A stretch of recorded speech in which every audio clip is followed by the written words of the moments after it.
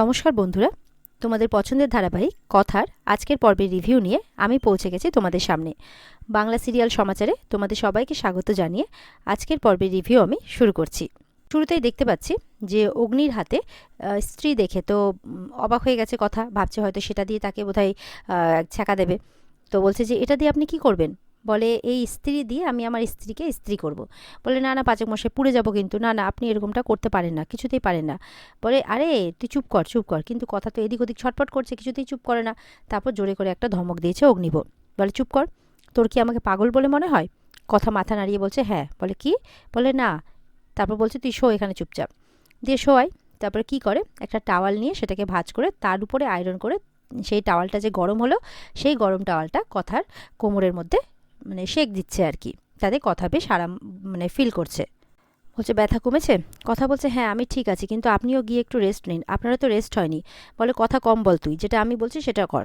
দেখা যাচ্ছে যে অঙ্কিত নিজের ঘরে বসে কিন্তু কলেজের ব্যাপারগুলোই ভেবে যাচ্ছে, যে জুনি যে এটা কি করে না, কেন যে করে, ওনাকে তো ডিসিপ্লিন হতে হবে, এইসব কথা বলছে আর কি।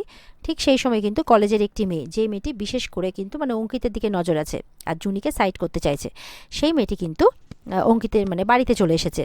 তারপর ঘরের বাইরে এসে বলছে স্যার আসবো? অঙ্কিত বলছে কি ব্যাপার তুই এখানে? তখন বলছে যে আসলে স্যার আমাকে কেমিস্ট্রির একটা ব্যাপার একটু বুঝিয়ে দেবেন, আমি সেই জন্য এসেছি। আপনি তো জানেন যে আমি একটু এই ব্যাপারটা নিয়ে একটু মানে ডিসকাস করছি আর কি, মানে রিসার্চ করছি। তো বলছে ঠিক আছে আয় বস। এই বলে কিন্তু মেয়েটি একদম অঙ্কিতের কাছে গিয়ে ব্যাপারগুলো বুঝছে, মানে পরিষ্কার বোঝা যাচ্ছে অঙ্কিত বলছে যে তুই আমার বোনের মতো, আবার পড়াশোনাতেও ভালো, তোকে তো নাও বলতে পারি না, ঠিক আছে বস।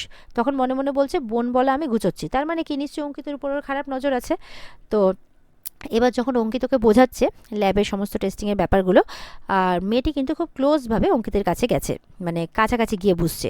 তখন জুনি আসে, হয়তো কিছু বলতে এসেছিল, কিন্তু দরজায় দাঁড়িয়ে থেকে কিন্তু এতটা ক্লোজভাবে দেখে জুনির ভালো লাগে না। জুনি ঘরে চলে যায়। ঘরে গিয়ে তো কাঁদছে, অস্থির লাগছে যে এটা এসব ঠিক হচ্ছে না। তখন কিন্তু কথা আসে জুনির ঘরে। কথা অন্য কথা বলতে এসেছিল, কিন্তু জুনিকে অস্থির দেখে জুনিকে বলছে কি হয়েছে তোর তোর তখন জুনি কলেজের সমস্ত ঘটনা কিন্তু কথাকে বলছে, যে ছাত্ররা তাকে কিভাবে অপমান করেছে, তারপর অঙ্কিতদা সবার সামনে জুনিকে অপমান করেছে, জুনিকে বোঝার চেষ্টা করেনি, এইসব আর কি। এরপরে তো কথাকে এই সমস্ত কথা বলতে বলতে অঙ্কিত আসে। বলে দেখো জুনি আজকে কিছু বলতে যাবে কি? জুনি বলছে যে আজকে আপনি যেটা করলেন সেটা খুব ভালো করলেন, আপনি সবার সামনে আমাকে অপমান করলেন, একবারও এটা জানার চেষ্টা করলেন না যে আমি কোন সমস্যার মধ্যে আছি। বলছে আপনার একবারও এটা জিজ্ঞেস করা উচিত ছিল না যে মানে আমার দেরিটা কেন হলো, কিন্তু আপনি প্রয়োজন বোধ করলেন না। কথা কিন্তু পাশেই দাঁড়িয়ে আছে, কথার এগুলো শুনে খারাপ লাগছে। জুনি বলছে আমি তো তখনও বলেছিলাম আর এখনও বলছি, হ্যাঁ আমার দোষ ছিল, আমি নিজের দোষে আজকে দেরি করেছি, কিন্তু আমি কি করব। জুনি বলছে যে আপনি স্টুডেন্টের সামনে যখন একজন টিচারকে অপমান করছেন, তখন তো সেই টিচারকে সেই স্টুডেন্টসটার প্রাপ্য সম্মানটা দেবে না। জুনি কিন্তু আপনি আপনি করে কথা বলছে। অঙ্কিত মনে মনে বলছে তুমি থেকে আবার আপনি হয়ে গেছে। এদিকে কিন্তু এই সমস্ত কথাবার্তা চলতে চলতে এবার অগ্নি আসে। অগ্নি কিছু একটা বলতে এসছে, তখন দেখছে ফচফচ করে মানে কান্নার আওয়াজ আসছে। কি ব্যাপার? জুনি কাঁদছে। বলে আরে হাওয়া তো গরম মনে হচ্ছে, তাহলে মনে হয় ভুল সময় এসে পড়লাম, কি হয়েছে? জুনিকে জিজ্ঞাসা করছে কি হয়েছে বলতো। তখন কথা বলছে আমি বলছি। তখন কথা পুরো ঘটনাটা বলে আর কি অগ্নিকে। তারপর অগ্নি অঙ্কিতের কাছে গেছে। অঙ্কিতকে বলছে দেখ জুনি আজকে ইচ্ছে করে দেরি করেনি। অঙ্কিত বলছে আমি সবই বুঝতে পারছি, দেখ কলেজে না মানে কি বলতো প্রত্যেকটা স্টুডেন্টের সাথে না স্যারেদের একটা ভালো সম্পর্ক আছে। আর ওর তো বেশি দিন হয়নি, তো প্রথমে ওর সাথে তো স্টুডেন্টের সেই বন্ডিংটা তৈরি হয়নি, ওকে তো সেই বন্ডিংটা তৈরি করে নিতে হবে না। আর একটা স্পেশাল ক্লাস ছিল যেখানে ওকে টাইমলি পৌঁছতে হতো, সেখানেও পৌঁছতে পারেনি, তাই ওরা একটু রেগে গেছিলো আর কি, এইটুকুটাই। আর সিনিয়র টিচাররা একটু স্ট্রিক্টলি ওনাকে বলেছেন, বা সেইটুকু, এর থেকে বেশি কিছু নয়, একটা মিসআন্ডারস্ট্যান্ডিং হচ্ছে এখানে। জুনির কাছে জানতে চাইলে জুনি বলছে তুমি শুনে কি করবে অগ্নিতা, তুমি তো আমাকে সাপোর্ট করবে না। বলে না, আমি সবসময় তোমাকেই সাপোর্ট করব, যখন কেউ সাপোর্ট করবে না তখনও আমি তোমাকে সাপোর্ট করবো, আমি এর আগেও বলেছি কথাটা। এবার অঙ্কিতকেও বোঝায় অগ্নি, এবার জুনিকেও বোঝাচ্ছে যে দেখো আজ তুমি কেন লেট হয়েছো সেটা তো আমরা জানি, ওরা তো জানে না। আর তাছাড়া স্কুল কলেজে না একটু ডিসিপ্লিন না হলে সিনিয়ররা একটু বলে, এটাকে নিয়ে তুমি এত আপসেট হয়েও না, কালকে যাবে দেখবে সব নর্মাল হয়ে গেছে। অঙ্কিত বলছে আপসেট হতে বারণ করছে সবাই, এই প্রফেশনে কিন্তু আপসেট হলে চলবে না। স্টুডেন্টরা হয়তো একটু মজাও করেছে। জুনি বলছে মজা? মজা করেছে? ঠিক কি অপমানজনক ব্যবহারটা করেছে আপনি জানেন? অগ্নি আবারও জুনি জুনি করছে, বোঝানোর চেষ্টা করছে। অঙ্কিত বলছে আমার সাথেও করেছিল প্রথম প্রথম। অগ্নি বলছে এগুলো চলতেই থাকে জুনি, একটু লেগ পুলিং করবে না টিচারদের সাথে, এগুলো চলতেই থাকে। কথা বলছে না করবে না। বলছে কি বলছিস করবে না? বলে না করবে না। অগ্নি বলছে প্রত্যেক স্কুল কলেজেই হয়, আমরাই কত করেছি।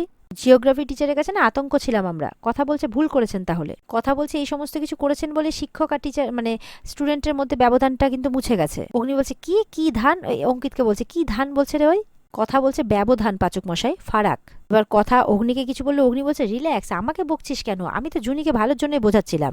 কথা বলছে অন্যায়কে সাপোর্ট তো করেছেন, অন্যায় যে করে আর অন্যায় যে সহে। অগ্নি বলছে এই থাম তো তুই, দেখছি সেখানে এমনি হাওয়া গরম হয়ে রয়েছে, তার মধ্যে জ্ঞানের ভান্ডার খুলে বসে পড়লি। এবার এদেরকে বোঝাতে গিয়ে কিন্তু অগ্নি আর কথার মধ্যেই মানে তর্ক বিতর্ক শুরু হয়ে গেছে। এবার অঙ্কিত বলছে জুনিকে যে ডে 1 থেকে আমি তোমাকে বলেছিলাম যে ওদের সাথে বন্ধুর মতো মিশতে হবে। তখন জুনি বলছে বন্ধু হওয়ার জন্য মিনিমাম সময়টুকু মানে দেওয়া দরকার, সেটা আমি পেয়েছি কি, পাইনি। আর এটা যদি কোনো শিক্ষা প্রতিষ্ঠানে অ্যালাউ করা হয়ে থাকে যে স্টুডেন্টের সামনে টিচারদেরকে বকাবকি করা হবে, তাহলে তো আমার আর কিছু বলারই নেই। তো অঙ্কিত তো বলতে আছে স্টুডেন্ট আর টিচার এই যে ফারাকটা করে দিচ্ছেন, ওদের মধ্যে কোনো ডিফারেন্স নেই, এটা আপনাকে বুঝতে হবে।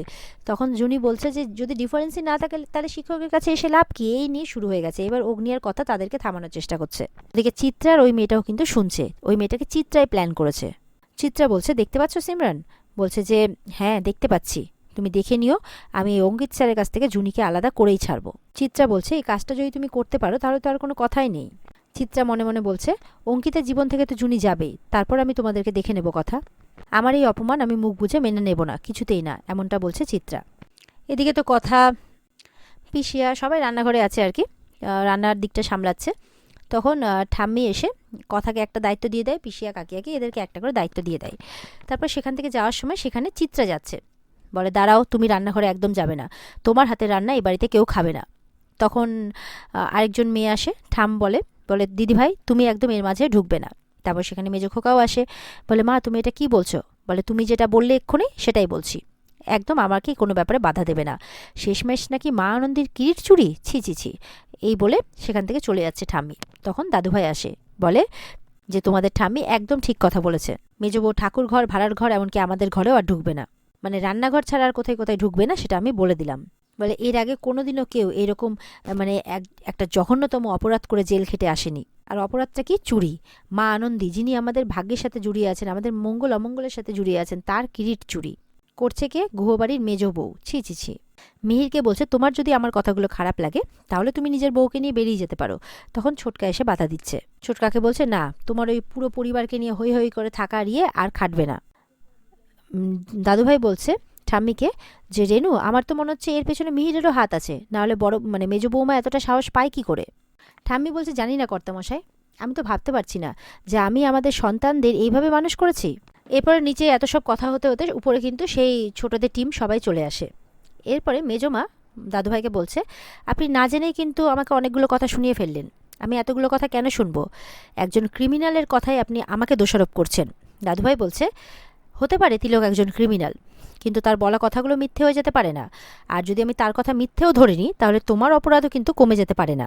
বড় বৌমাকে মারতে যাওয়া, বড় বৌমার নামে মিথ্যে অপবাদ দেওয়া, জুনিমাকে মারতে চাওয়া, লাস্ট পয়েন্টটা অগ্নি বলছে যে কথা হারবালে এসে ওই কাচের গুঁড়ো মিশিয়ে দেওয়া।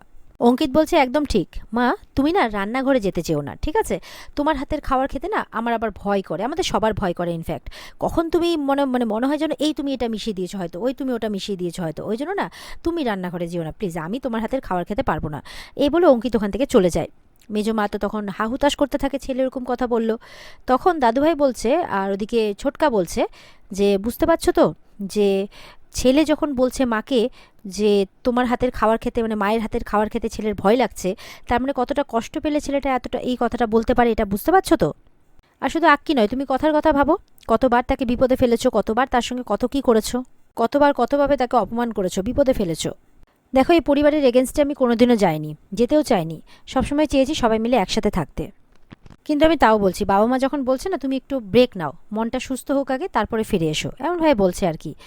তখন মেজমা বলছে তুমি অনেক কথাই বললে আমাকে, আসলে কি বলো তো, তুমি না বাবা মায়ের অনেক প্রিয় সন্তান জানো তো, তোমাদের মুখে না শুধু কথা কথা কথাই লেগে আছে, কথা খুব ভালো বউ, খুব ভালো মেয়ে, খুব ভালো বৌদি, আমিই খারাপ, আমি খুব খারাপ না। ঠাম্মির কাছে গিয়ে বলছে বলুন না মা, এই বাড়িতে আজ অব্দি যা যা হচ্ছে সব আমার জন্য হচ্ছে তাই তো, মান সম্মান সব নাকি নষ্ট করেছি, তাই জন্য আপনি আমাকে শাস্তি দিয়েছেন রান্নাঘরে যেতে দেবেন না, বাবা আমাকে শাস্তি দিয়েছে আরও অন্যান্য ঘরে যেতে পারবো না, ছোটরাও অনেক কথা শোনাচ্ছে, দারুণ, আমাকে কথা শোনানোটা বোধহয় খুব সহজ তাই না। এবাড়ির মান সম্মান ভুলে নিজের আলাদা প্রতিষ্ঠান খুলতে চলে গেল, খুলেও ফেললো, কেউ ওকে কিচ্ছু বলল না। বলছে কেন ওকে কেউ কিছু বলল না। অগ্নি বলছে তোমার খারাপ কাজের সাথে কথার স্বপ্নগুলোকে তুমি গুলিয়ে ফেলো না। তুমি যেটা করেছো সেটা হচ্ছে একটা ক্রিমিনাল অফেন্স। তুমি এই বাড়ির সবার ক্ষতি চেয়েছো, সবার, আমার, কথার, জুনির, আমার মায়ের, সবার। মা আনন্দীর কিরিট যেটা এই বাড়ির হেরিটেজ, সেটাকে তুমি বাইরে পাচার করে দিতে চেয়েছো। আর কথা কি করেছে? ছোটবেলা থেকে একটা স্বপ্ন দেখেছিল, সেই স্বপ্নটাকে ফুলফিল করেছে, দ্যাটস ইট। তোমার এই জঘন্য অপরাধের সঙ্গে এর কোনো কম্প্যারিজনই হয় না। এদিকে অ্যানি কিন্তু আবার দৌড়ে দৌড়ে সবাইকে বলছে আমার মা কিছু করেনি, আমার মা এতটা খারাপ মানুষ না। বিশ্বাস করো, দাদানকে বলছে দাদান চলে যায়, অগ্নিকে বলছে অগ্নি মুখ ঘুরিয়ে নেয়। অঙ্কিত তখন বোনকে সামলাচ্ছে, বলছে করেছে, আমি জানি বিশ্বাস করতে অসুবিধে হবে। অঙ্কিত বলছে আমারও তো মা, দেখছিস না আমিও মাঝে মধ্যে মা বলে ফেলি, কিন্তু আমাদের ক্রিমিনাল মা আরও অনেক কাজ এরকম করতে পারে যাতে অন্যদের ক্ষতি হয়। মন শক্ত করে, এটা নিয়ে বাঁচতে হবে আমাদেরকে। এই বলে বোনকে বুঝিয়ে ওপরে চলে যাচ্ছে। তারপরে জুনির কাছে যেতেই জুনির দিকে তাকাচ্ছে। জুনি বলছে আপনি বিপর্যস্ত আমি জানি, মনে মনে বলছে, তবুও আজ আপনার পাশে দাঁড়াতে আমার অস্বস্তি হচ্ছে। পরে অ্যানি ঠাম্মের কাছে গেলে ঠাম তাকে জড়িয়ে ধরে বলছে শান্ত হ মা, শান্ত হ। কারণ অ্যানি কোথাও না কোথাও হাজার হলেও মা তো, পারছে না মেনে নিতে। কথাও কিন্তু পরিবারটার এরকম অবস্থা দেখে একটু চিন্তিত। আর এখানে আজকের পর্ব শেষ হয়ে যায়। তো বন্ধুরা, এই ছিল আজকের পর্বের রিভিউ। ভালো লেগে থাকলে অবশ্যই পর্বকে লাইক, কমেন্ট আর আমাদের সাথে জুড়ে থাকতে চ্যানেলকে কিন্তু সাবস্ক্রাইব করতে কেউ ভুলবে না। পর্বের বিস্তারিত দেখতে অবশ্যই স্টার জলসার পর্দায় চোখ রাখবে। তাহলে দেখা হচ্ছে তোমাদের সাথে আগামীকালকে। সবাই ভালো থাকবে। টাটা।